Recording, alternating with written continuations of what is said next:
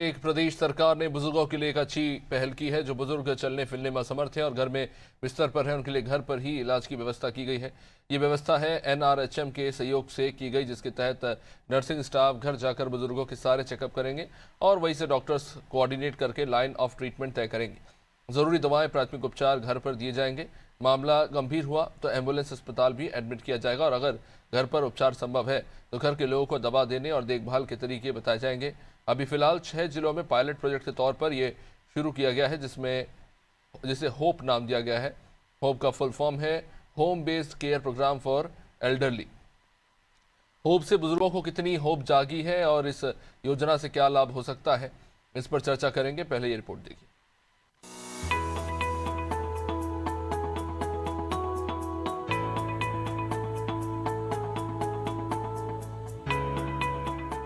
मध्य प्रदेश के बुजुर्गों के लिए अब राहत की बात है। स्वास्थ्य विभाग ने सर्वे कर ऐसे 1 लाख बुजुर्गों का चयन किया है जो चलने फिरने में असमर्थ हैं। ऐसे बुजुर्गों के लिए राष्ट्रीय स्वास्थ्य मिशन यानी एनएचएम के तहत होप यानी home based care program for elderly योजना शुरू की गई है। इसके तहत नर्सिंग स्टाफ खुद बुजुर्गों के घर जाकर उनकी जाँच और इलाज करेगा। होप एनएचएम की योजना है। इस योजना का उद्देश्य उन बुजुर्गों तक इलाज पहुंचाना है जो चलने फिरने में असमर्थ हैं, लकवा या अन्य गंभीर बीमारी से पीड़ित हैं या जिन्हें मेंटल केयर की जरूरत है। फिलहाल यह योजना प्रथम चरण में प्रोजेक्ट के तौर पर प्रदेश के 6 प्रमुख जिलों भोपाल, इंदौर, ग्वालियर, जबलपुर, उज्जैन और रीवा के शहरी क्षेत्रों में लागू की गई है। यहाँ अब तक 1214 बुजुर्गों का होप ऐप में रजिस्ट्रेशन हो चुका है। 346 बुजुर्गों की प्रारंभिक स्क्रीनिंग की जा चुकी है। इस योजना में हर आशा कार्यकर्ता सर्वे करेगी। शहरी स्वास्थ्य केंद्र में कार्यरत नर्सिंग ऑफिसर का जिम्मा होगा कि वे ऐसे बुजुर्गों का चयन कर होप ऐप में एंट्री करें। इसके बाद नर्सिंग ऑफिसर की जिम्मेदारी होगी। नर्सिंग ऑफिसर होप किट लेकर बुजुर्ग के घर जाएंगे। बीपी, शुगर, वजन और अन्य जरूरी जांच कर फॉलो अप प्लान तैयार करेंगे। होप किट में glucometer, BP machine, weighing machine जैसे उपकरण होंगे। सारी जानकारी होप ऐप में डिजिटल रूप से दर्ज होगी ताकि इलाज में निरंतरता बनी रहे। जरूरत पड़ने पर टेलीमानस के जरिए डॉक्टर से भी जोड़ा जाएगा। इसके तहत नर्सिंग केयर, मानसिक स्वास्थ्य सहायता, साइको सोशल सपोर्ट, रिहेबिलिटेशन व फिजियोथेरेपी भी शामिल है। घर के सदस्यों को भी बुजुर्ग की देखभाल करना बताएंगे। आपको बता दें कि 2025 की स्थिति में मध्य प्रदेश के 60 साल से ज्यादा उम्र के लोगों की आबादी 57.12 लाख है। 2050 तक यह संख्या 1.82 करोड़ तक पहुंचने की संभावना है। इसके लिए यह सुविधा शुरू की गई है।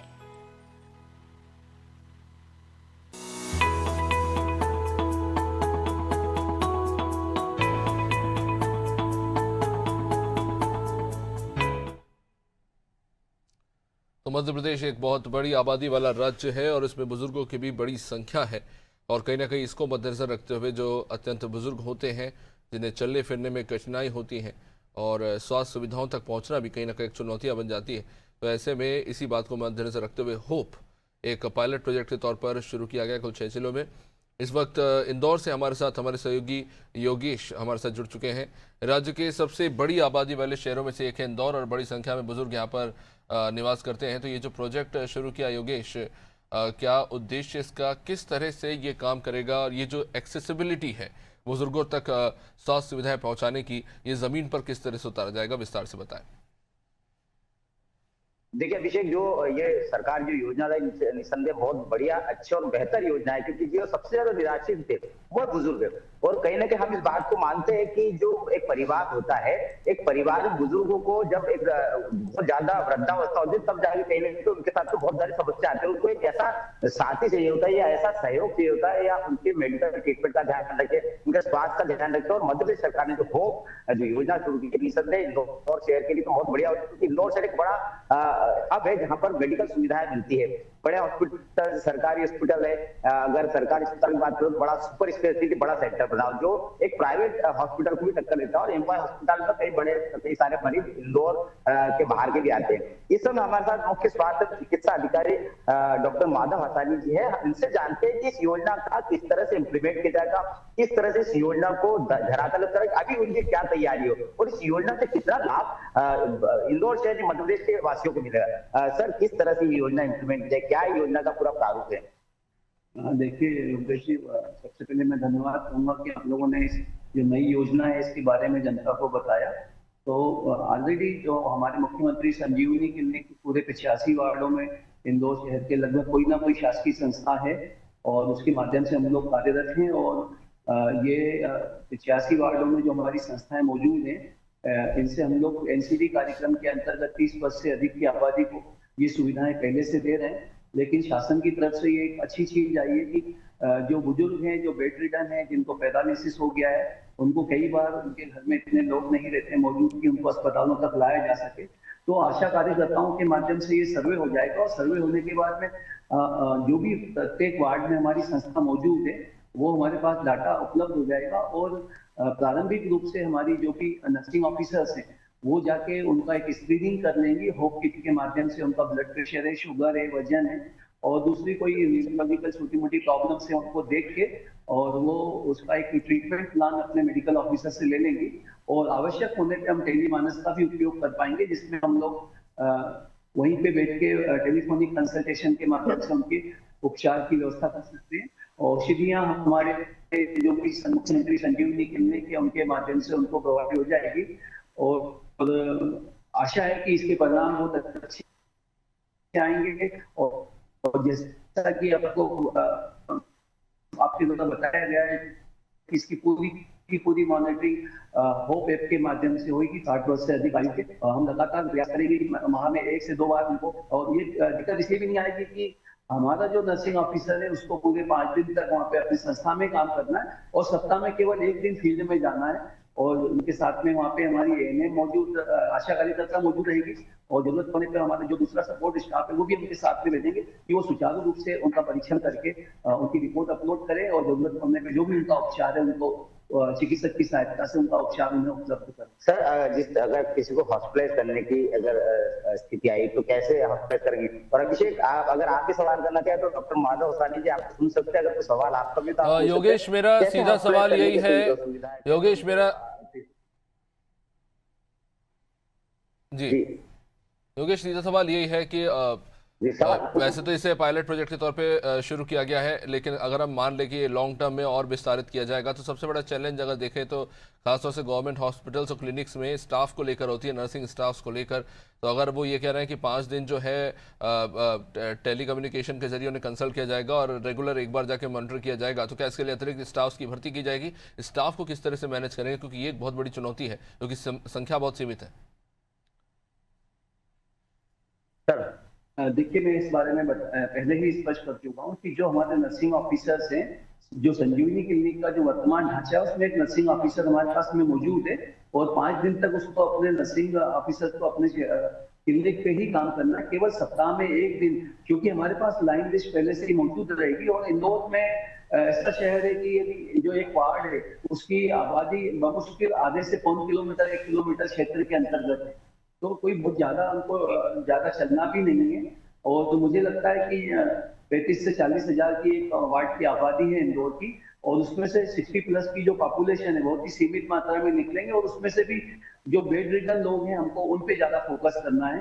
और बाकी तो काफी सारे लोग जिनको नॉन कम्युनिकेबल डिजीज है, ब्लड प्रेशर, डायबिटीज की शिकायत है, मोबाइल में आते हैं, अपना चल फिर के अपना इलाज लेके पूरे माह की दवाइयां लेके चले जाते हैं। लेकिन कुछ स्पेसिफिक लोग जो जिनके घरों से उनको ले जाके अस्पताल के कंसल्टेशन की सुविधा नहीं है, उनका हम आशाओं के माध्यम से सर्वे करवाएंगे और सप्ताह में 1 दिन हमारा नर्सिंग ऑफिसर जाके उनका घर पे परीक्षण करेगा। प्रारंभिक परीक्षण के बाद चिकित्सक की सलाह से तो उनको उपचार उपलब्ध करवाएगा। देखिए अभिषेक, बहुत अच्छी योगेश, एक महत्वपूर्ण सवाल पूछना चाहूंगा। डॉक्टर साहब, क्या क्राइटेरिया रहेगा इसके लिए जिन मरीजों के लिए सेवाएं उपलब्ध की जाएंगी, और क्या व्यक्ति खुद से भी इसके लिए रीच कर सकते हैं डिस्ट्रिक्ट हॉस्पिटल्स को या फिर आशा कार्यकर्ताओं को? इसके लिए पूरा प्रोसीजर कैसे काम करेगा?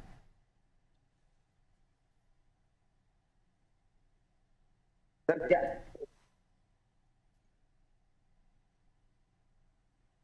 सर किस तरह से क्राइटेरिया रहेगा? प्रारंभिक रूप से जैसा कि मैंने पूर्व में ही बताया आपको कि हमारे यहाँ आशा कार्यकर्ताओं के माध्यम से वो घर घर भेंट करती है और लोकल उसी क्षेत्र की निवासी रहती है, तो उनको पूर्व सूचना भी रहती है कि किस घर में कौन बीमार है, कौन बेड रिडन है। उसके बावजूद भी आशाओं के माध्यम से जो सर्वे की हमारे पास लाइन लिस्ट आएगी, उसके आधार पे ही हमारी नर्सिंग ऑफिसर वहाँ विजिट करेगी। जहाँ तक भर्ती का सवाल है, तो शासन द्वारा 70 वर्ष से अधिक के बुजुर्गों को सभी को आयुष्मान कार्ड दिए गए हैं। उसके अलावा भी आबादी में कहीं ना कहीं दूसरी योजनाएं मौजूद हैं। शासकीय चिकित्सालय है, जैसा कि योगेश जी ने भी बताया, इंदौर में सुपर स्पेशलिटी अस्पताल है और साथ में मेडिकल कॉलेज अस्पताल है, जिला अस्पताल हमारा शीघ्र तैयार हो रहा है 300 बेड का, वो भी प्रारंभ हो जाएगा। तो इस तरह की कोई समस्याएं नहीं है। और उसके अलावा यहाँ पे काफी बड़े क्षेत्र में प्राइवेट अस्पताल भी हैं, 250 से ज्यादा नर्सिंग होम और कॉर्पोरेट अस्पताल कार्यरत है। तो 108 की सेवाएं हमारे पास मौजूद है टेलीफोनिक रूप से। तो ना तो हमको कोई शिफ्टिंग की प्रॉब्लम आएगी, ना भर्ती कराने की प्रॉब्लम आएगी। और एक बार पेशेंट स्टेबलाइज हो जाता है तो हम लोग चाहेंगे कि घर पे इस सप्ताह में एक बार उसके पास हमारा स्टाफ जाता है और उसको उसकी देखभाल हो जाती है और साथ में उसके उपचार की मॉनिटरिंग हो जाती है, तो कहीं ना कहीं उनका जीवन स्तर ठीक रहेगा, ऐसी मुझे आशा है। शुक्रिया योगेश, जानकारी के लिए। तो आप सुन रहे थे इंदौर के चीफ मेडिकल हेल्थ ऑफिसर को। रुक करेंगे जबलपुर का। सोमनाथ काफी देर से हमारे साथ बने हुए। सोमनाथ, जबलपुर बड़ा शहर होप जो है एक तरह से कह सकते हैं पायलट प्रोजेक्ट के तौर पर शुरू किया जा रहा है। डॉक्टर साहब ने वैसे बहुत सारी महत्वपूर्ण चीजें बताई कि किस तरह से काम करेगा, किन लोगों को टारगेट में रखकर किन मरीजों तक पहुंचने की कोशिश होगी। जबलपुर में क्या कुछ चैलेंजेस देखते हैं आप, क्योंकि जाहिर तौर पर देखिए मरीजों की संख्या काफी बड़ी होती है और आशा कार्यकर्ताओं के द्वारा जो है इन मरीजों को जो है चिन्हित किया जाएगा और फिर उन तक टेली कॉलिंग के जरिए इलाज भी होगा, साथ ही साथ रेगुलर मॉनिटरिंग भी की जाएगी। तो क्या कुछ चैलेंजेस आप देखते हैं स्वास्थ्य विभाग के सामने होगा जो ये होप का पायलट प्रोजेक्ट शुरू किया जा रहा है उसके तहत? देखिए, बता दें स्वास्थ्य विभाग के लिए एक बड़ा चैलेंज है, क्योंकि ये जिस तरह की योजना लागू की गई है इसके लिए एक बड़ा चैलेंज इस प्रकार है कि जबलपुर की अगर बात की जाए तो जबलपुर में ज्यादा संख्या में बुजुर्ग रहते हैं, जिनके बच्चे ज्यादातर विदेशों में रह रहे हैं या बाहर नौकरी कर रहे हैं। कोई पूना में है, कोई बॉम्बे में, कोई विदेशों में। तो उनके बुजुर्ग अब जबलपुर में रहते हैं, उनको काफी दिक्कतों का इस तरह सामना करना पड़ रहा है, क्योंकि पुलिस अधीक्षक द्वारा बीच में अभियान चलाया गया था कि लगातार देखा जा रहा था कि जो अकेले बुजुर्ग रह रहे हैं उनके साथ चोरी घटनाएं, लूट की घटनाएं और धोखाधड़ी की घटनाएं लगातार हो रही थी। तो उनके द्वारा पुलिस द्वारा इस तरह की मॉनिटरिंग बीच में कराई गई थी, लेकिन इसके बाद भी वो ठंडे बस्ते पे चला गया। कुछ समय तक पुलिस द्वारा इसकी मॉनिटरिंग की गई और इसके बाद अब वो ठंडे बस्ते में है। तो इसी तरह ये जो योजना चालू की काफी अच्छी है, लेकिन सबसे बड़ी स्वास्थ्य विभाग को चैलेंज इसी प्रकार का है कि इनके पास स्टाफ की जाए, अगर बात की जाए तो नर्सों की जो संख्या है, जो स्टूडेंट पढ़ रहे हैं उनको विक्टोरिया या मेडिकल अस्पताल में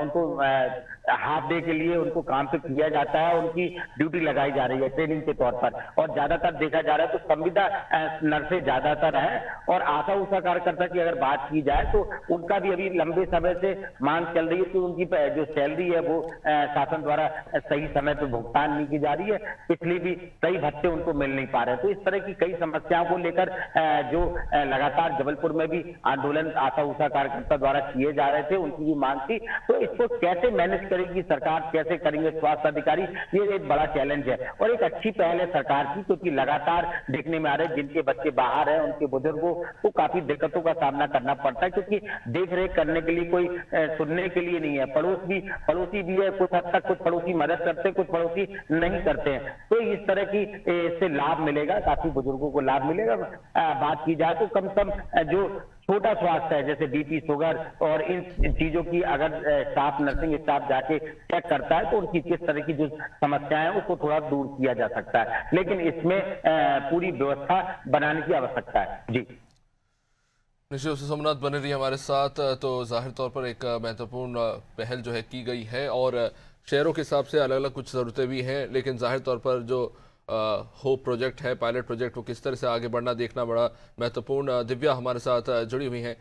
दिव्या, जैसे कि हम देखते हैं, अगर बात कर लें जिस तरह से बड़ी संख्या में हमीदिया से लेकर तमाम एम्स और जेपी अस्पताल में बड़ी संख्या में मरीज पहुंचते हैं, एक बड़ा दबाव जो है कह सकते हैं कि राजधानी भोपाल के अस्पतालों पर रहता है, सरकारी अस्पतालों पर ये जो प्रोजेक्ट शुरू किया जा रहा है, इस उम्मीद के साथ हम मान सकते हैं कि बुजुर्ग जो है घर पर ही रहेंगे, उन तक इलाज पहुंचाने की कोशिश होगी।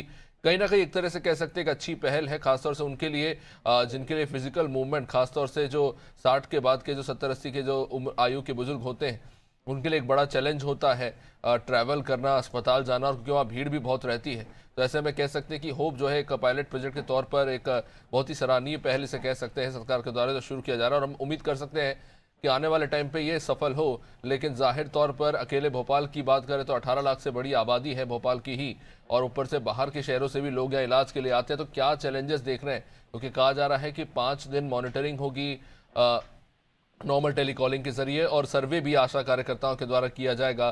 तो क्या कुछ चुनौतियां रहेंगी, किस तरह से देखें इसे भोपाल के परिप्रेक्ष्य में?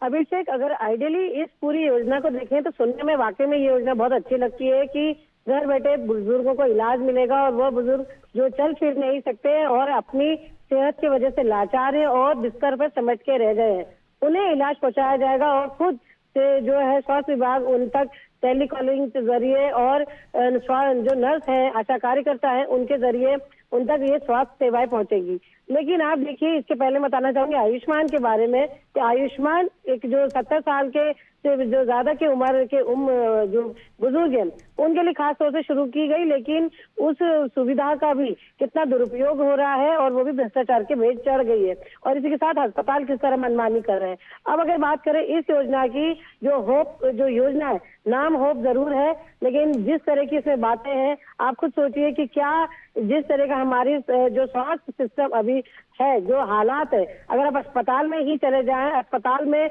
जहां जिम्मेदारी है डॉक्टरों की जो स्वास्थ्य प्रबंधन की बेहतर इलाज पर जो मरीज आया है उसको दिया जाए, लेकिन आप देखेंगे आए दिन ऐसी घटनाएं सामने आती है, चाहे वो हमीदिया अस्पताल हो, चाहे वो जवाहर कैंसर हो, कि वहाँ जो मरीज है, मरीज परेशान होता रहता है इलाज के लिए, उसके जो परिजन है वो परेशान होते हैं, फिर डॉक्टरों के साथ मारपीट की घटनाएं सामने आती है।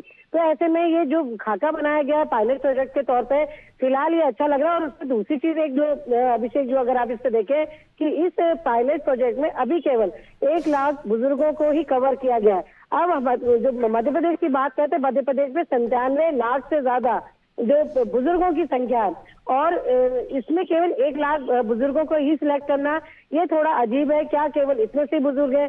तो इस जो ये योजना है इसको शायद और फैब्रिकेट किया जाना जरूरी है, और मॉनिटरिंग की जाएगी। तो इसको थोड़ा सा देखना जरूरी है कि वाकई में जो इलाज जो प्रबंधन किया जाना है, जो एक इसका रोड मैप बनाया गया है, वो बुजुर्गों तक पहुंचता है कि नहीं।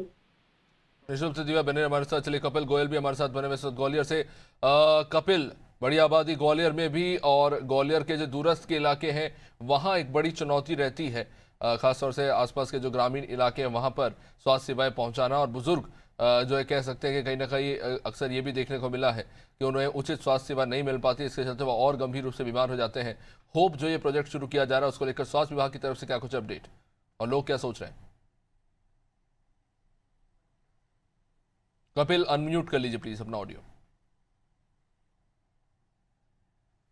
जी, आवाज आ रही है अभी? जी बोलिए।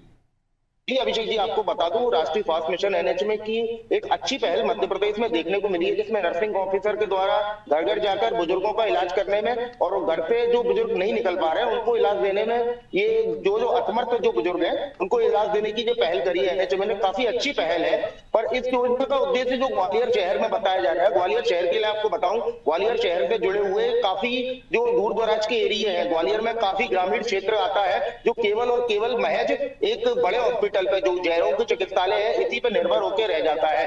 तो काफी मतलब मात्रा में यहाँ पे बुजुर्ग इलाज के लिए आते हैं, दूर दराजे से, मुरैना से, श्योपुर से, और भी अम्बा जोरा से, कई दूर दराजों से ग्वालियर पहुंचते हैं इलाज के लिए। तो कहीं ना कहीं इनको सुविधा असुविधा यहाँ पे महसूस होती है। आए दिन डॉक्टरों के साथ में यहाँ पे मारपीट होती है, अटेंडरों के साथ में यहाँ पे मारपीट होती है। तो इसमें कह सकते हैं कि कहीं ना कहीं इस योजना को लागू किया गया है, परंतु जमीनी तौर पर, जमीनी स्तर पर इस योजना को किस तरीके से चलाया जाएगा, किस तरीके से नर्सिंग ऑफिसरों को ट्रेनिंग दी जाएगी कि घर घर जाके वो पहुंचे और घर वालों को भी उस चीज की समझाइश दें कि किस तरीके से इन बुजुर्गों की घर में रह के आपको देखभाल करनी है, इस और आगे भी ध्यान देने की जरूरत है सरकार। जी अर्पित नागर भी हमारे साथ उज्जैन से। अर्पित, उज्जैन जो है वो मुख्यमंत्री का गृह क्षेत्र भी है और जाहिर तौर पर हम देख रहे हैं कि एक बहुत बड़ी आबादी वहां पर निवास करती है। तो ऐसे में जो होप प्रोजेक्ट शुरू किया जा रहा है, ऐसे में बुजुर्गों को मद्देनजर रखते हुए जिस तरह की स्वास्थ्य सुविधाओं की ज़रूरत होती है, उस हिसाब से प्रोजेक्ट आगे बढ़ाया जा रहा है। किस तरह से देखें इसे, उज्जैन में स्वास्थ्य सुविधाओं की क्या स्थिति है, उसके मद्देनजर अब ये जो पायलट प्रोजेक्ट शुरू किया जा रहा है, इससे कितना प्रभाव पड़ेगा उज्जैन शहर में? अनम्यूट कीजिए अर्पित।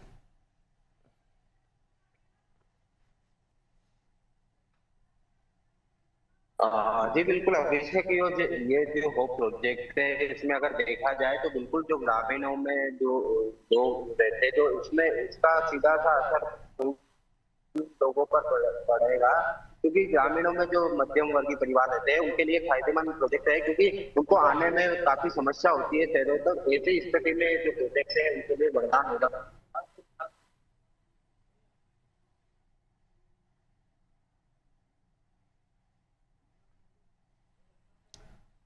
चलिए, लगता है अर्पित कुछ टेक्निकल इश्यूज आ रहे हैं। बहुत बहुत शुक्रिया आप सभी का। कपिल, दिव्या, सोमनाथ, अर्पित, योगेश।